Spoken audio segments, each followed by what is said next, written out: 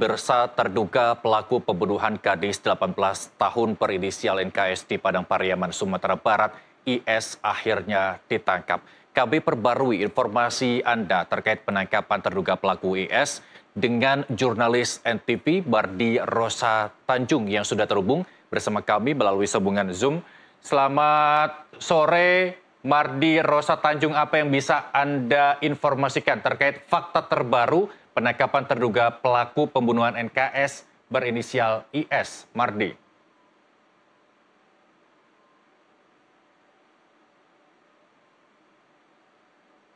Ya, baik Irsal, dapat saya laporkan bahwasanya saat ini saya sedang berada di daerah Kayu Tanam, di mana baru saja pelaku pembunuhan terhadap korban NKS ditangkap polisi bersama warga di salah satu rumah anggota keluarganya. Hari ini merupakan hari ke-12 pencarian pelaku. Memang pelaku ini kerap dilihat oleh warga berada di sekitar rumah penduduk dan hutan kawasan tempat mereka lari atau melarikan diri. Namun pada sore tadi sekitar pukul 15.00 WIB, pelaku terlihat oleh salah seorang warga memasuki sebuah rumah dan itu dicurigai dan rumah tersebut dikepung oleh warga.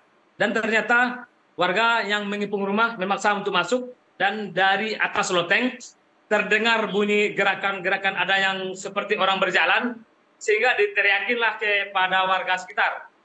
Dan kerumunan warga pun memenuhi rumah anggota keluarganya ini.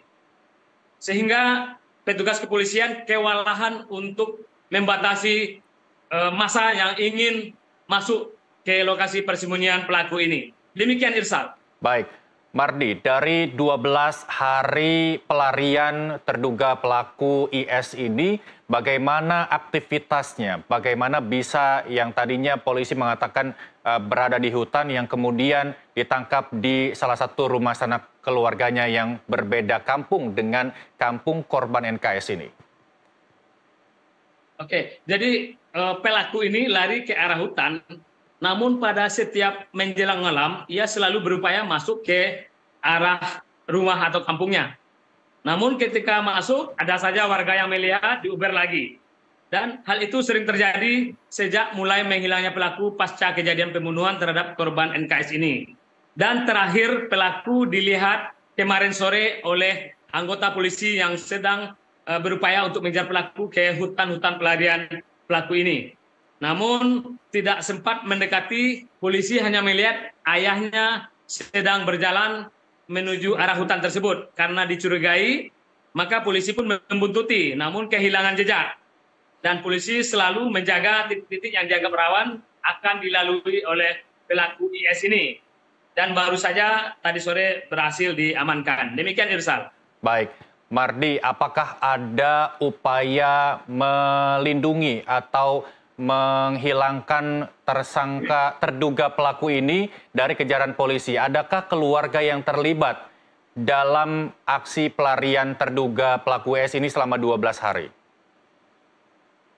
Ya, baik. Dari keterangan polisi belum ada yang mau menyampaikan keterlibatan pihak anggota keluarganya yang lain. Namun memang ayah dari pelaku sendiri terlihat oleh anggota kepolisian dan warga yang sedang mencari berjalan di sawah menuju arah hutan. Apakah ayahnya terlibat dalam penyuplai logistik ataupun makanan dan lain-lainnya? Hingga saat ini polisi belum mau memberikan keterangan resminya. Namun memang agak janggal dilihat oleh warga dan polisi yang sedang mengejar pelaku ini karena ayahnya berprofesi sebagai sopir atau sopir truk, namun ia berada di sawah membawa sebilah parang. Namun entah untuk apa parang dibawa, entah apa tujuan ke sawah, pihak kepolisian belum berani memberikan keterangan resmi kepada awak media. Demikian, Irsal. Baik, Mardi, terakhir yang belum terjawab ketika polisi mengatakan bahwa polisi mengalami kesulitan karena medan hutan yang cukup terjal atau berat untuk melakukan pencarian dan pernyataan bahwa polisi menyatakan terduga pelaku mengetahui medan.